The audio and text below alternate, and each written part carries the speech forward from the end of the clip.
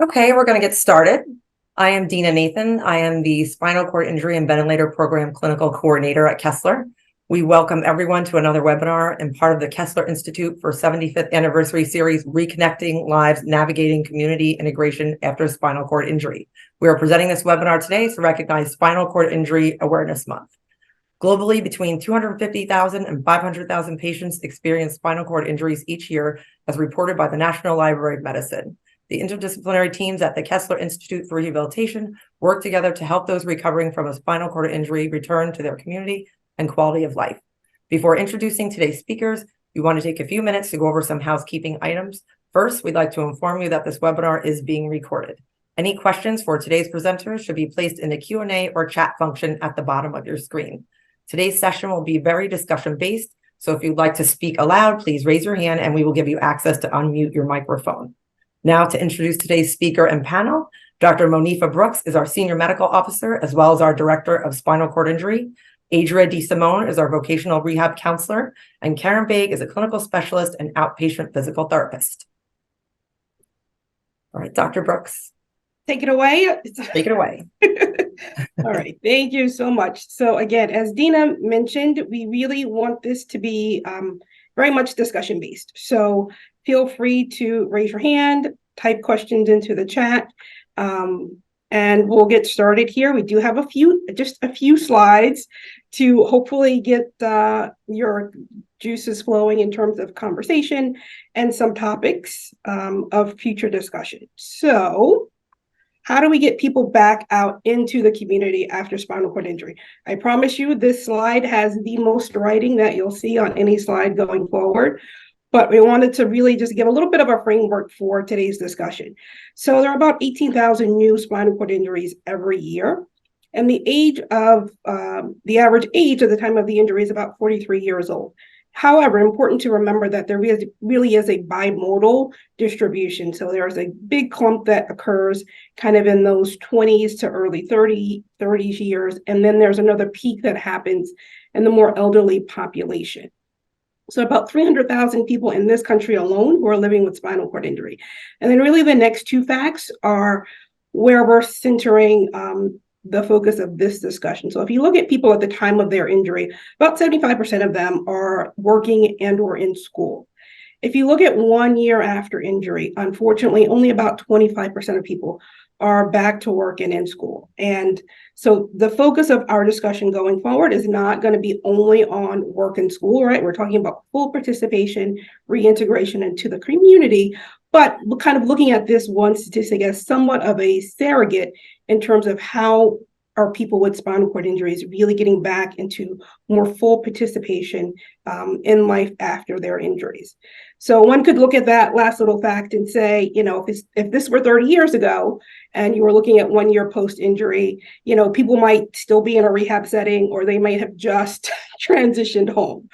But, those of us who are working in rehab today and really for the last 10 years know that length of stay everywhere is so much shorter that people really are transitioning back home and back into the community much more quickly. And so you really should expect that by 1 year, you would see a much higher percentage of people being more active and participating in both the working and school environments. So what are the factors that really impact people's ability to get back into life? And these things, I'm sure many of you know, right? Sorry about that double tap. So just lack of general accessibility, right? So our world is not really very wheelchair friendly. And if you look at more recently, there's a lot of talk and discussion about universal design and making areas barrier free, and that's fantastic. And I think it bodes well for the future. However, the present is not the future, right? And right now, many of us live in areas where there is a tremendous lack of accessibility for people who are primary wheelchair users. And even taking kind of a step back, before we can get people into the community, we have to kind of get them into and out of their own homes, right? And so for those of us who work a lot with the spinal cord injury population, we know that nobody thinks about having an accessible home until you need to have an accessible home. And so for many folks, very early on, they're dealing with homes that are not accessible or minimally accessible, to say the least. So just being able to get into and out of their own home setting can present a significant challenge. And so there are some opportunities there that certainly, if people have interest, we can discuss more as we kind of open things up for more discussion later. Transportation, oh my goodness, it is the bane of existence for so many people, right? So this picture is actually a fantastic picture of a wheelchair user getting into, a private vehicle. That is fantastic. And it would be great if we could get more people access to private transportation. There are obviously cost barriers to that, but also some opportunities in that space, which again, things that we can talk about later on. Many people who are dependent on public transportation and is variable in different areas, right? So we're here in New Jersey. We're just across the river from New York City. New York City has one of the most developed public transportation systems probably anywhere in the world. And that's great in terms of accessibility for people in wheelchairs. It is, again, highly, highly variable. So you throw in a fast-paced environment, you throw in time constraints of being, needing to get to a certain place at a particular time and being dependent on a public transportation system that is inconsistent at best, really, really can pose challenges to people that we're serving. And then, you think about other avenues, right? So in today's day and age, ride sharing is super duper popular. It's a great way. It's often much more cost effective than other types of transportation. But if you're a wheelchair user trying to use your local app to just call a ride, there's an extra layer there that may or may not be able to be accommodated by the service. Now, luckily, there are more rideshare services who are trying to make services available to people who are primary wheelchair users, not certainly as readily available as it is for people who are not, but I think a step in the right direction. But transportation remains tremendous barrier for people being able to reintegrate into the community. So I would say this is my answer to people who are wanting to get back to driving. If there are no medical barriers, meaning significant fluctuations in blood pressure, right? So people who are still having significant trouble with primarily low blood pressure, orthostatic hypotension, where they're getting a little woozy and dizzy and need to quickly recline, those are not people you want behind the wheel of a car, right? So that's one kind of medical aspect. Sometimes people will have very severe spasticity that may impede their ability to adequately control the steering system. Again, not an insurmountable obstacle, either one of those two. Those can be addressed medically, but those would be kind of the primary issues. Obviously, if somebody has a very severe pressure injury and they shouldn't be sitting for prolonged periods of time, that's a consideration, not necessarily an absolute no.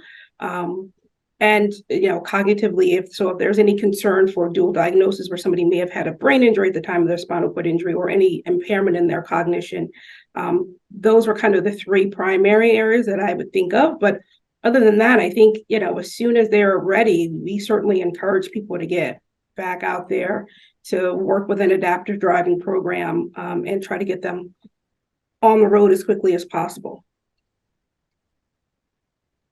Financial resources available for returning to driving. I feel like, Adria, that might be in your wheelhouse. Sure. Yes, absolutely. A lot of people ask me, is there resources to help me purchase a vehicle? Because first you need the vehicle in order to get that adapted. And there are some private grants that people can apply for, but in general, through like state and federal funding, your best bet is to go through the New Jersey Division of Vocational Rehabilitation, which might come up throughout this presentation. But your state vocational rehab agency can help pay for the cost to adapt to your vehicle. They can even pay for the driving evaluation that can help determine what it is you need to adapt your vehicle. They do not pay for the purchase of that base van or sedan, but that is a really great resource. And I've seen people receive, I'm sure Karen and Dr. Brooks as well, people receive vehicle modifications ranging from like $10,000 up to about $80,000. So it's a great resource to know about, and one we can certainly chat further afterwards if necessary. Yeah, and I can just chime in more on the clinician side. For us, is if we know that there's a patient who's looking back to getting to driving and we see that there are those barriers, even with the spasticity or trunk instability, it's something that we will address to try to make them as stable as possible moving in that direction. And then as far as the referral is concerned, we'll reach out to Adria or to their physiatrist to get a prescription to get them into driver's rehabilitation, because that's really where they're going to have the appropriate modifications determined, and then take the next steps to procuring those modifications so that they can move forward. And then we'll continue to work with them on all the strengthening that they need so they can successfully navigate, out in society and really get back out there. All right, I love it. Keep the questions coming. I'm just going to highlight one thing that Adria said, so it's very clear. Please don't contact the Department of Vocational Services and say that Kessler said that you guys would buy me a car. Right. She was very clear. They will not purchase a vehicle, but they will help with modifications, right? So just putting that point up. Okay, so we've got people out, we've got them transported, and now they're trying to get back into activities that, are meaningful or important in maintaining their health. And you run into just folks who don't have a great understanding about SCI.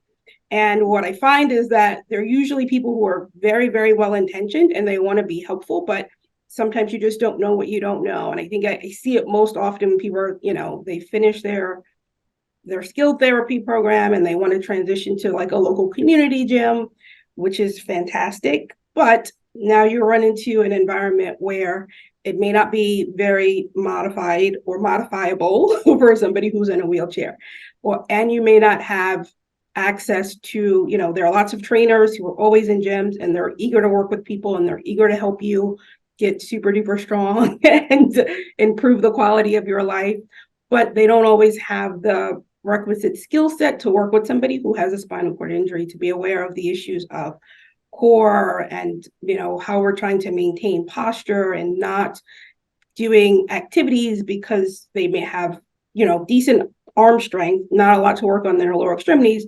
So they're going to do this heavy duty upper body program, and all of a sudden people are running into issues with overuse injuries, and it's now impeding their kind of basic ADLs, making transfers and things more difficult. So we definitely see a lot of, hoping to build bridges and do as much education within the community so that people really do have access, because, at the end of the day, not everyone's going to be able to get to a specialty center. There are just not enough of them around.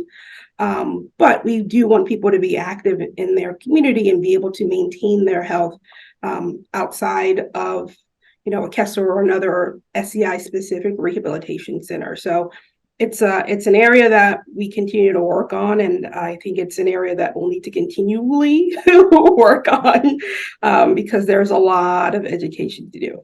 But I will say again, generally we find people are eager to learn and they want to learn, and they're happy to make accommodations the best they can to make as much of the space available and accessible for people who may be primary wheelchair users. Yeah. Can I just piggyback on that one? Sure. A little bit? Because we have, often, Dave has a great trainer. Hi, Dave. So yeah, I think it's really,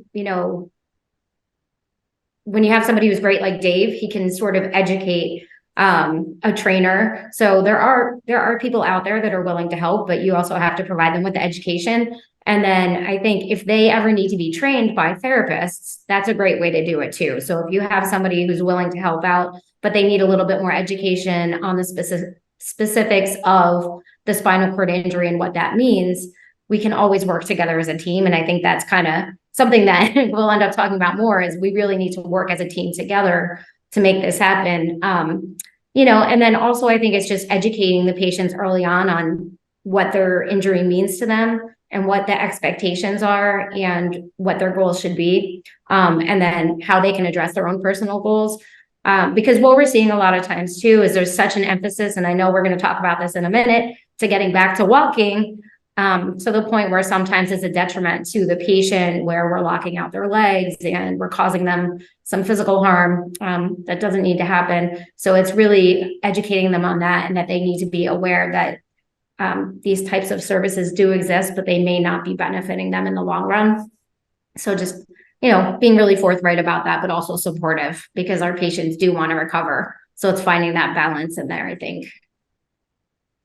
I have a question. Yeah.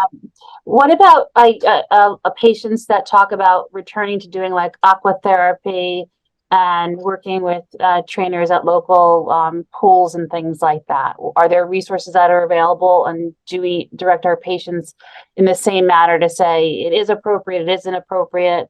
But I do get a lot of questions about kind of aqua therapy, since it's not something that I necessarily am able to do in the setting that I'm in. I guess I refer can to people. Yeah, I do send people to aqua therapy. Again, I think the only and every center, aqua therapy center, will have their own kind of requirements and things that they are able to accommodate and treat or not.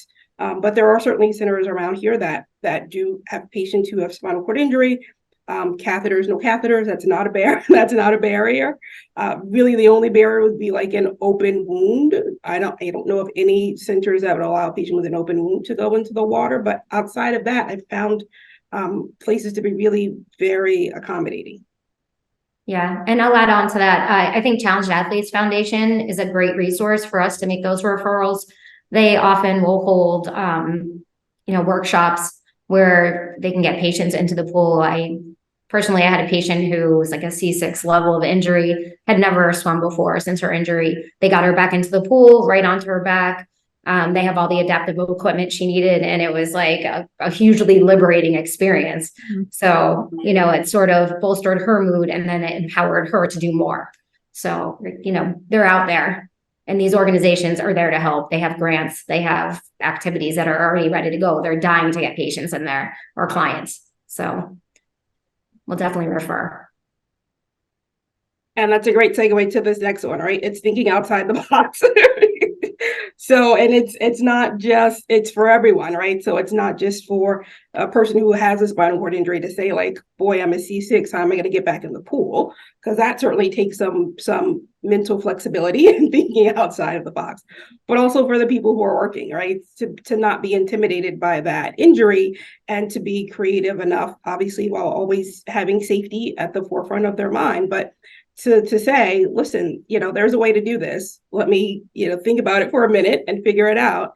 And then, if you're willing, we're willing, let's come together and get it done. And so things like, I've had lots of patients over the years who were very highly into yoga, right?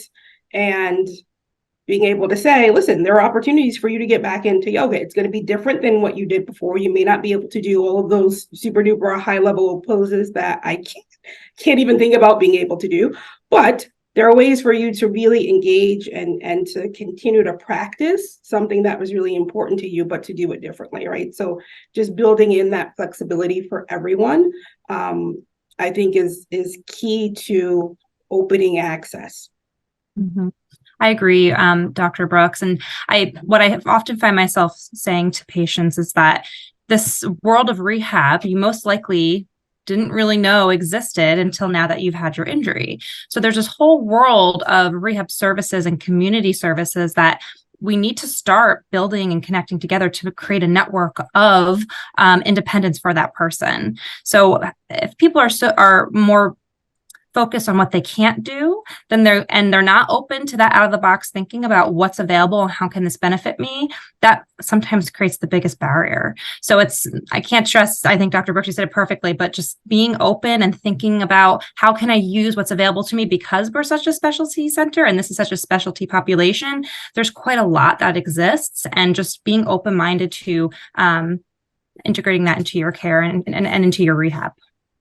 Yeah. And I'll just say, like, on my end, and this has been since I worked in inpatient rehab, we have goals as clinicians. And I think especially when you're younger, coming out and starting, you're like, these are the goals for the patient. These are the things that we're going to do. And it's like, well, no, really, it's what do you want to do? So early on in an evaluation, I'll ask them, like, what do you like to do for fun? Right? That opens up a bigger conversation than what are your goals? Because they don't really know what their goals are at the beginning. Yeah, I want to walk. But it's like, well, what did you like to do for fun before you had your injury? And they'll say, well, I like to do this, but I can't do it anymore. And I'm like, no. Like, let's back it up. Let's talk about what we can do, thinking outside the box to get you back to doing that activity. And I can't tell you, I mean, I could give you a bazillion stories at this point after 15 years about how we've adapted things to make it possible. But it's just, opening up that conversation, getting to know the person as the person, not the spinal cord injury and not their level of injury, and really getting in there and seeing what drives them, because we need to motivate them. We need to empower them.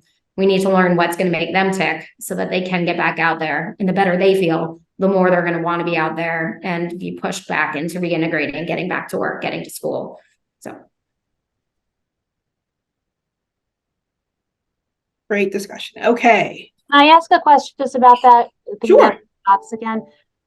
So I don't know if you addressed it at another point, but kind of talking about yoga and thinking about that, are there, for people that want to get back into some of those sports that they were active in before, whether it's skiing or rowing or cycling or things like that, what's the best way to be able to look into that resource for a patient that wants to return in the capacity for their, kind of what they were doing before sports wise?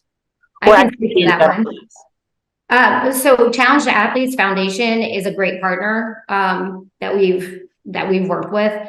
They have, I think it's over 80 adaptive sports, and there's clinics all over the country that they host. So I can send you resources on that. We've gotten people back in the pool, doing archery, playing tennis. I can name a whole host of activities, hand cycling. They also have a grant season, and we've had a lot of success requesting grants for patients, and they've gotten like $2,000-$3,000.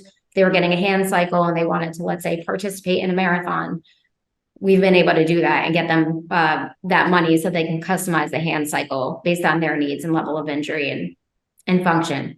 So there are a lot of resources out there. That would just be one of them. In New Jersey alone, there's track and field, sled hockey, and all of these like separate organizations do work with Challenge Athletes Foundation. So then they refer out to them as well. As far as skiing, there's adaptive skiing in pretty much every state. You just have to refer to them. And my suggestion for that is getting them onto the list sooner rather than later. So if you have somebody who's interested in adaptive skiing, I would have them reach out now and get on the list, because that is really popular and they do need to have someone with them, at least at the beginning. So those are just a few ideas, but there's a lot out there and we can send out information to anyone who's interested.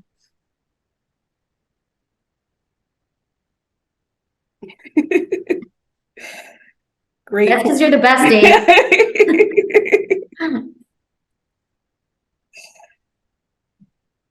All right. Also important to note, sports and sporting in general can be costly, but as Karen mentioned, there are so many organizations that do take into account the financial aspect of it and do offer typically a limited number of grants, but they are available. So certainly cost does not necessarily need to prohibit anyone from participating. We'll just take a little bit of an extra step or two.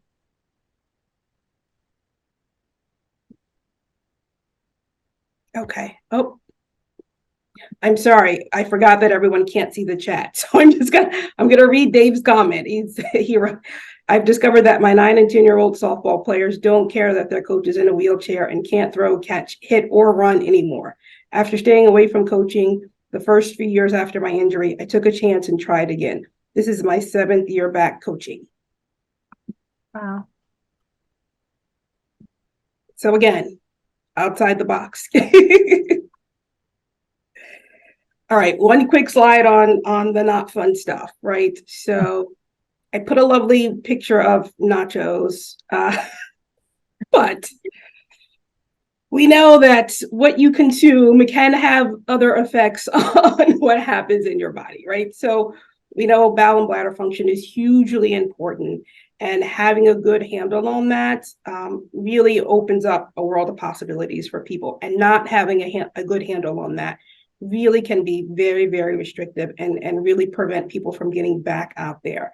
Now, I've been doing this a really long time, and I like to think that I'm a nice, charismatic person. But in all the years of my doing this, I don't think I've ever been really successful in convincing somebody the importance of a BOW program and getting like good buy-in in the first month or two of going over it repeatedly, again and again. It's like, you want me to do what and put what, where, how, like, it's a really tough sell.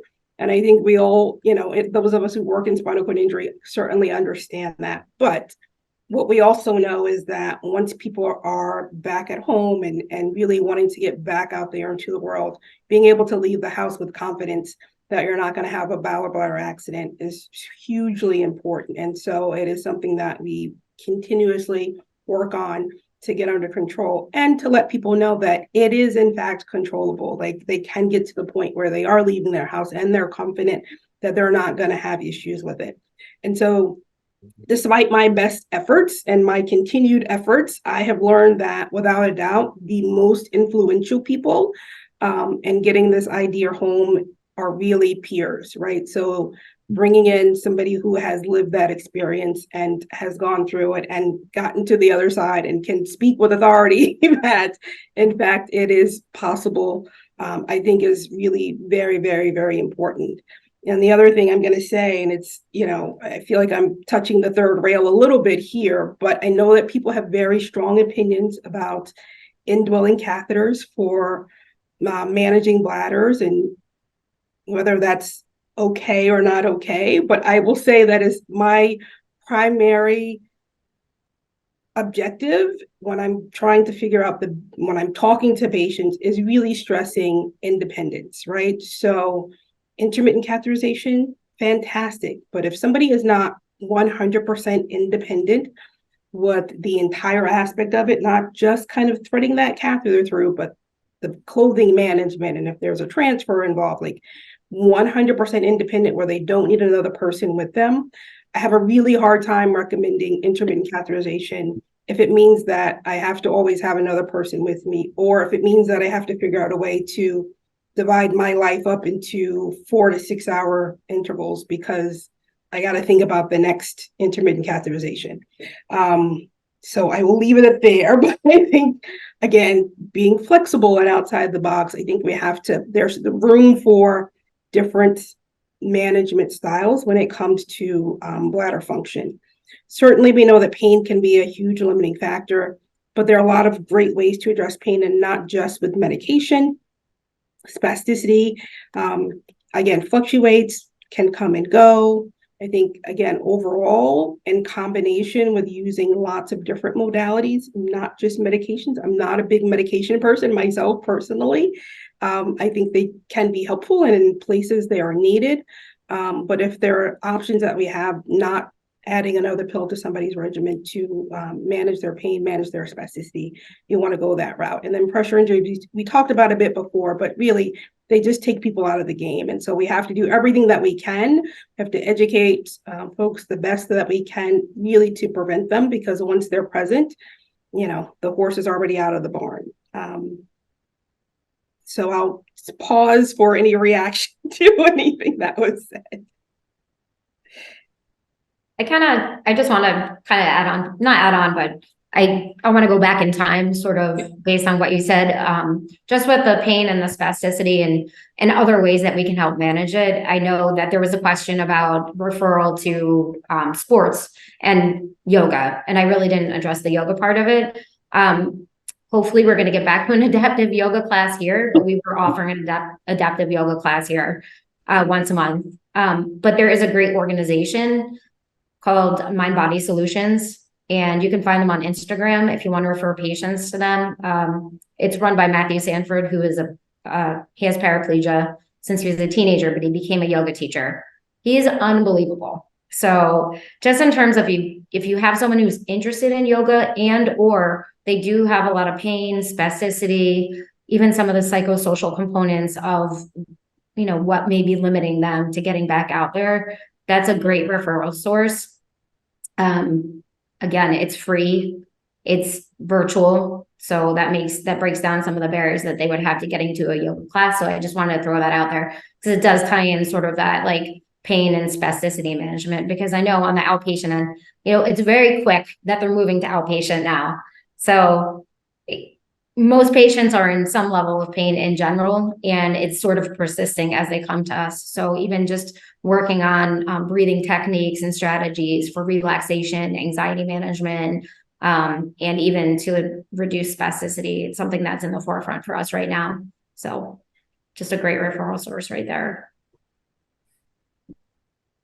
Dave, I think there you go.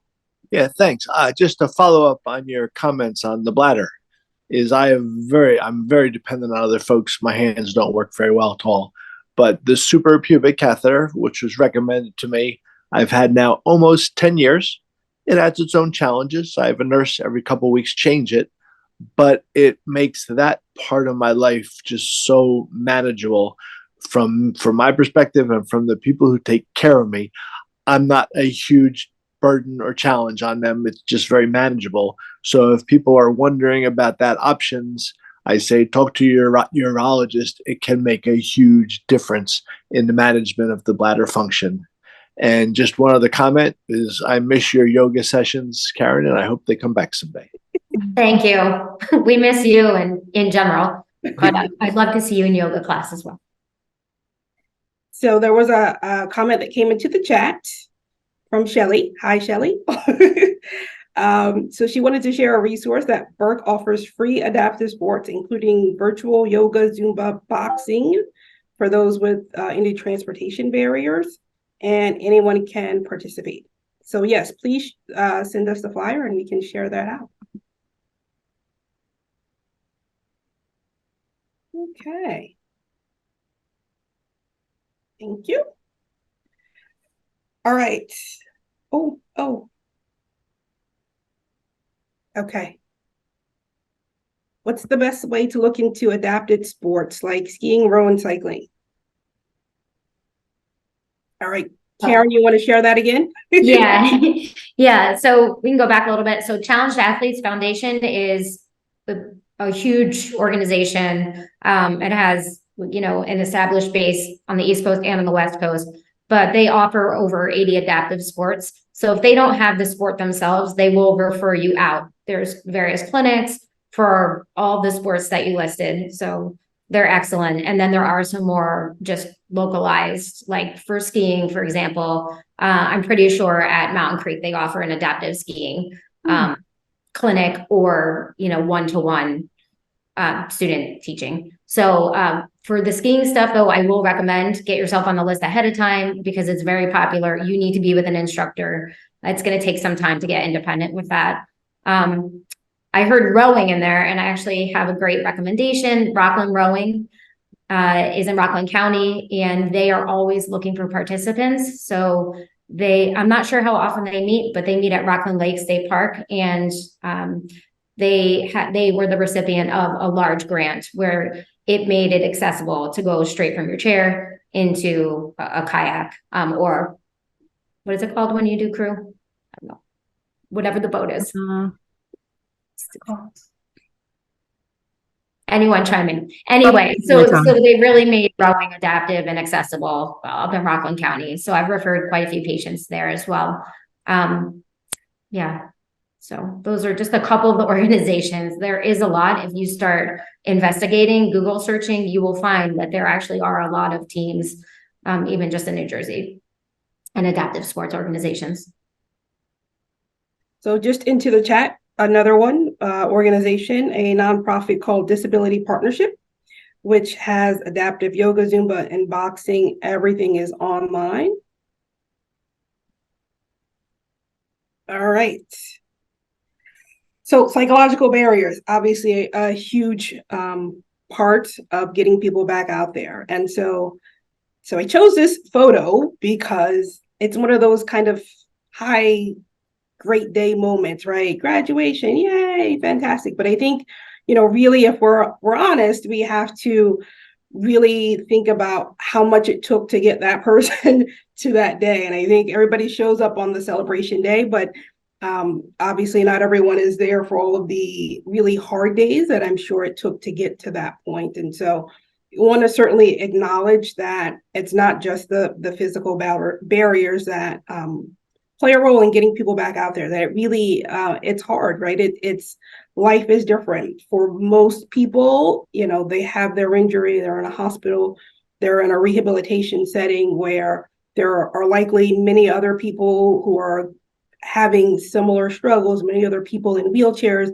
They're in rehab land where, you know, there's linoleum and wide doorways and things are made to be accessible and getting lots of support from lots of people. And then they transition back to the community. And oftentimes, you know, there's a loneliness, a feeling of isolation, because now they may be the only person that they're seeing on a consistent basis who was in a wheelchair. And then you're dealing with the other barriers that we've talked about to this point, just literally the physical barriers, difficulty getting into and out of your own home, difficulty accessing the bathroom in your own home. I mean, it's just, we certainly don't want to not give enough space and time to the fact that it does take a tremendous amount of psychological energy, if you will, to be able to just kind of show up, right?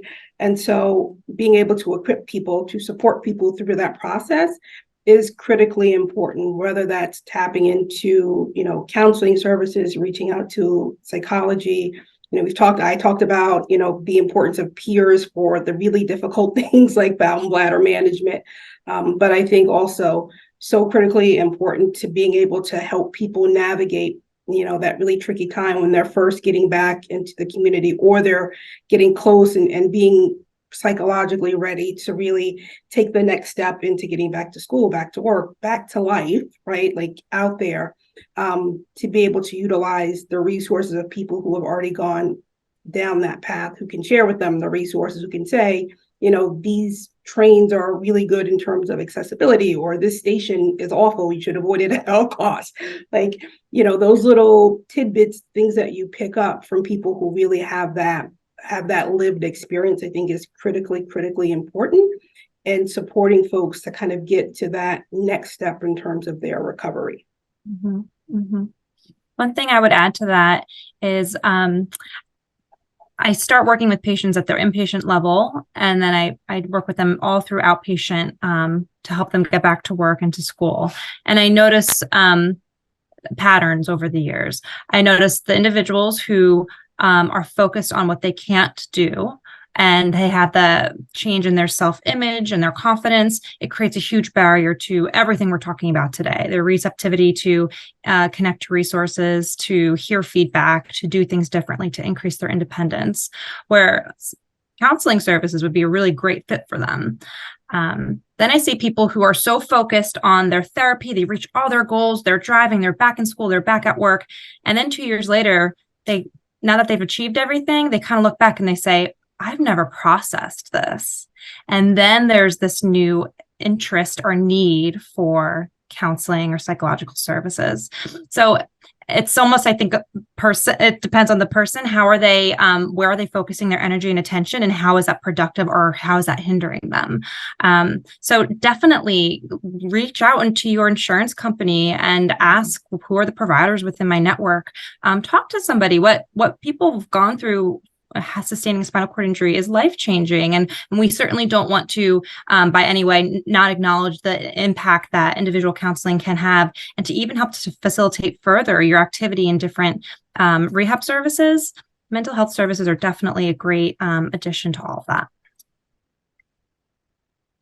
And I'll just add, because I spent obviously a lot of time kind of focusing on that early phase, but it's not something like, for any of us, it's not something that is just kind of important at one point in time in your lifetime, because listen, we're all living, none of us are getting any younger, and things change over time. And what I see sometimes is that, people kind of go through that initial adjustment period, and then they kind of hit a really nice patch and things are moving along and they're doing well.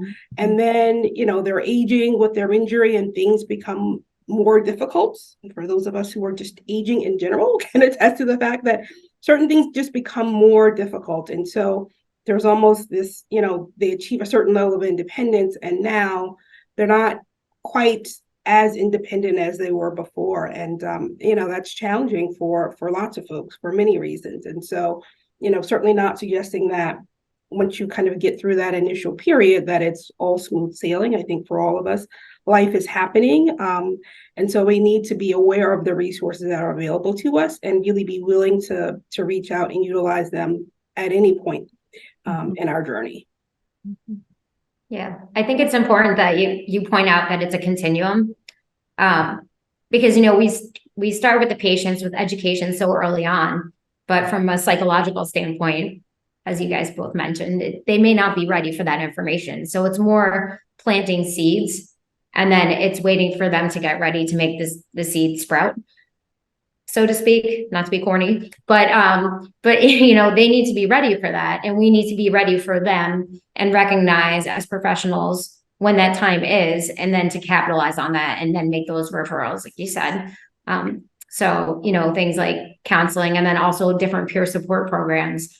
And, recently, actually, I've referred some women to a women-specific peer support program, because there are differences amongst our patients, whether they be male, female, there are other factors as well. So just kind of being more in tune with that and making those appropriate referrals, or getting a peer person here for them, so they have a peer mentor and they could do some one-to-one counseling, or even just getting them to attend a peer support meeting, I think is so important.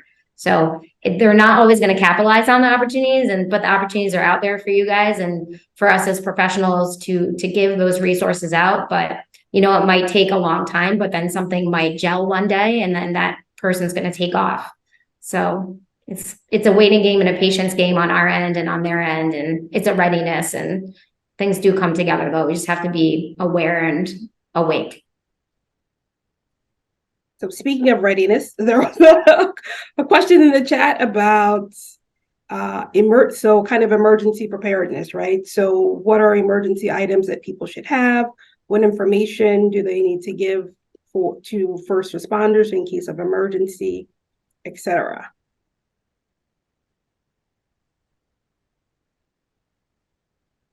So we do provide education on kind of go bags in case of emergency, things that people should have on hand, like extra catheters, like anything that obviously medications.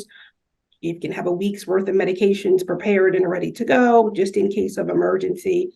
We always encourage people when they are transitioning back to their homes just to reach out to the local fire department, police department, let them know that there's somebody staying in the home who has some limited mobility. If they're using any critical life-sustaining medical equipment like ventilators, etc., obviously the power company needs to know that. So those are kind of the emergency tips that we share with everybody.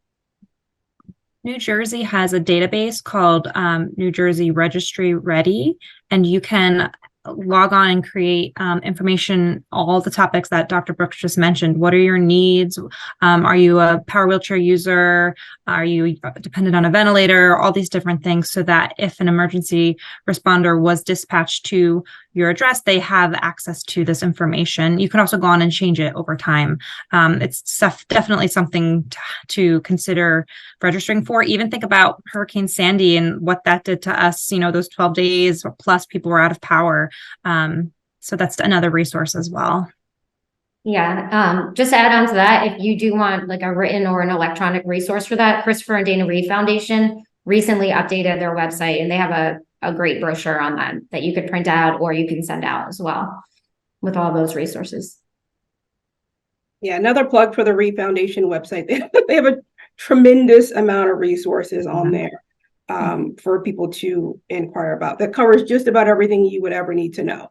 So here's the next to the last slide, and I'm going to be ready for people to throw tomatoes at me virtually, but I'm going to say this with love, that sometimes one of the barriers to getting people out into the community is just a extreme laser focus on physical rehab. So obviously, I work at Kessler for many, many years. I hope to continue working at Kessler for many years. And I in no way underestimate the importance of rehabilitation. I think it is critical. However, the word that is in red and underlined is really the focus, right? It's the person who is just so laser focused on therapy, therapy, therapy, that really to the exclusion of everything else in life. And I think that for all of us, what we want for people is to really have a full life, right? And so you think about what your goals were before your injury, what you saw your life, how you saw that going. And obviously life changes for everyone. But I think for most people, it would not be your only goal in life was to achieve this one physical goal, right? And so, life is important. It's important to have great relationships. It's important to have purpose to your life outside of being able to stand and walk. And so, for me, what I try to share with people is like, I support you in wanting to achieve the best physical outcome, 100%. But I also need you to remember that there is no pause button for life, right? So while you're only focused on this, life is still happening. So the job that you were so indispensable in doing, months and months later, they're figuring out how to do without you because they have to. And how things happened when you were there 6 months ago, many of those processes have changed, right? And so trying to reintegrate back into that setting becomes even more difficult the longer you're away. Friends and family are continuing to grow and develop, right? And develop new relationships. I see it very often. Somebody kind of feels like it's only been 6 months and it's been 6 years, and now all their friends are, partnering up and they're starting families, and they feel like kind of at some point they got left behind. And I think too often it's because they weren't open to kind of going on similar journeys as people within their peer group, because they were so laser focused on, I got to be in the gym, I got to be in the gym. And so again, with caution and with love, I say that, I think it's really important for us to work with people to expand their focus, even, relatively early on after their injury, to let them know that, what we want is for you to have a really full life. We want you to be a full participant in life, in every aspect of life, because really that's what you deserve. You're not just a person with a spinal cord injury or somebody who has a mobility impairment. And so, I love the exoskeletons. I think they're really cool. I'm excited about what is to come with them, but I do cringe a little bit like every graduation now for graduation season for like the last 3 or 4 years. I feel like there's some national news story where like somebody is determined to walk across the stage, and they get them up in the exoskeleton, they walk and they get their diploma, and like, which is great. But for me, the great moment is that they finish school. Like, that's the celebration. It's not that they took 3 steps to get the diploma. Again, we want people up and walking. We're all hoping for a cure 100%, but we want people to have really the full balanced life that I think is going to ultimately give them true joy and satisfaction, and not just be so super duper focused on just therapy. So I will stop there. And again, I will duck if someone is throwing tomatoes at me, but a lot of what we discussed today, there's so many benefits to community reintegration activities, which includes employment and education, but that it has on our mental health and our physical health too. So there's so much research and proven data that people who are working and people who are pursuing education, they are less sick. They use less healthcare dollars. They report decreased depression. They report higher quality of life outcomes. They live longer than people who are not working. So sometimes it must feel like community reintegration is this like very last thing that people are trying to pursue because they're so hyper focused on their physical rehabilitation, but perhaps by pursuing them, it might enhance your physical rehabilitation. So food for thought. Yeah. And I just wanted to, not to throw another, item out there, but it's something we touched on very, very briefly, is caregivers. yep. And I think it's an important thing to talk about just in terms of community reintegration, because caregiver support is integral in promoting community reintegration. So this is where it's really important early on to do that education with them, do the training, get them comfortable with supporting a loved one whose life has changed, and building that understanding and building a bridge between them so that they can work together for success. I think that's really important. And then I think also just educating them on the spinal cord injury, on what it's going to be like to get them back into the community is really important, going back to the physical part, because in my mind, I have several situations that are present right now where the focus for these younger patients of the family member is physical. And we just have to work them to the bone. And these young people are exhausted and they'd like to just go hang out with friends.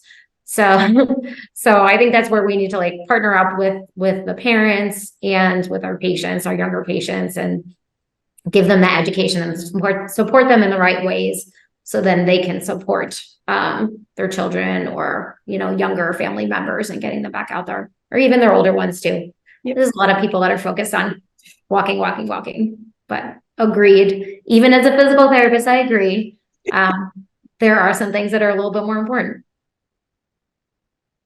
Kessler Right. inspired me as well. There was another question in the chat. Any tips on living, working, or traveling with a hired caregiver? Are there guidelines in terms of when they are working versus not working? Hoy.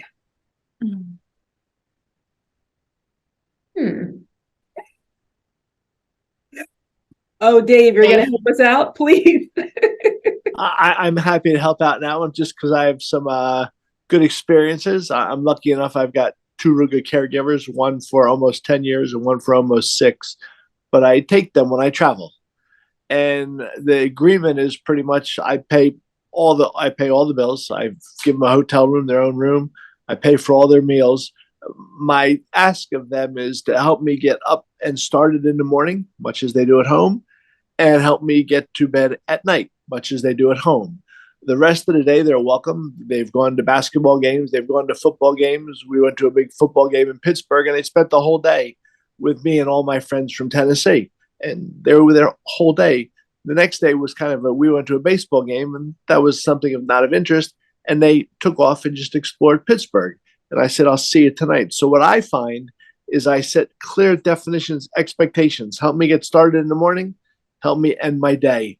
The rest of the day, join me or use your own time, whatever works for you.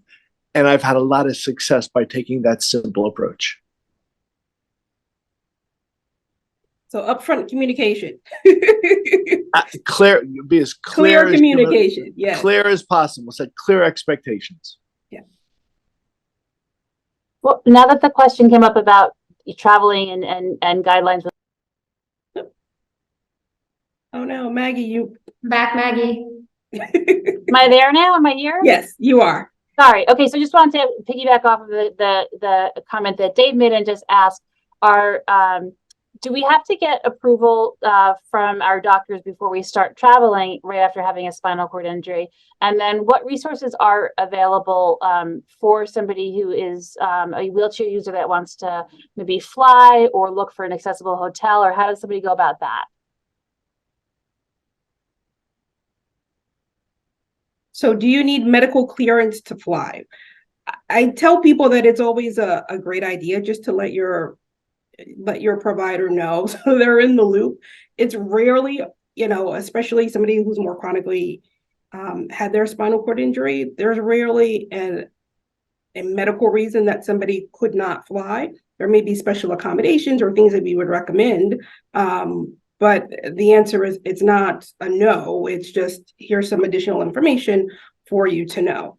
In terms of resources, airlines are actually quite good, I have found, at accommodating people with wheelchairs. All they need is advance notice, right? So you want to make that phone call in advance and let them know.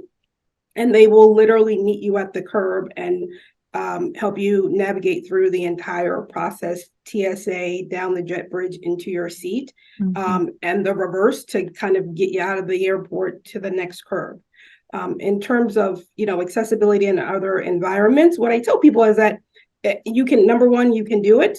Number two, it's going to take a little bit more advanced planning, but who would get on a plane and show up in a city that you do not live and not have taken the time to make appropriate accommodations in advance? And it's really no different, except that you will likely need to maybe make a phone call to the hotel to ask specifically in terms of your accessible rooms, because accessibility means different things to different people. To say, if someone uses a Hoyer lift and there are travel ones that you can literally pack in a suitcase. I always tell people that you can also rent equipment in the place that you're going if you like to travel light. But to say to the hotel, if you're using a Hoyer lift, ask about the bed frame. Is it going to be something that you can get a Hoyer lift frame under? Because not all of them are built that way in terms of bathroom accessibility. What does that really mean? Is there just like a grab bar, but still a tub that's a barrier? Or is it truly a roll-in shower? So just, have your questions ready, call, get them answered, and make sure it's a place that will accommodate what your specific needs are. But really outside of that, it's certainly not a barrier, and people have been all over the country, all over the world, places that are not super duper accessible, but it really takes a little more advanced planning, but it is absolutely possible. And they have a ball. Yeah, we were just talking about this before. In terms of power mobility, they'll put the power, and they'll do it with a manual chair as well. They'll put them underneath the airplane and take the patient down, or not patient, the individual down in an aisle chair and get them situated. But more recently, they are starting to open up space. Some airlines are opening up space in the front of the plane so that they can stay in their chair. So hopefully things are moving in the right direction in terms of that.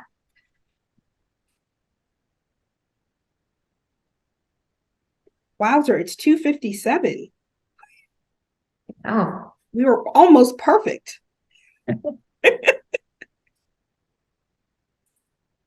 Okay, so I think our goal today was to have some really good open dialogue and discussion. I would say mission accomplished. Dr. Brooks and Adria, Karen, you guys were amazing, and we are really looking to continue this with different speakers and different panelists. But we can have you guys back if you want to come back and do it again. So you had so much fun. Any more questions or comments from anyone? All right. You will be able to reach out for the link for the recording to Pam. We're going to put her email address in the chat. Thank you, everyone that participated and spoke and on the panel.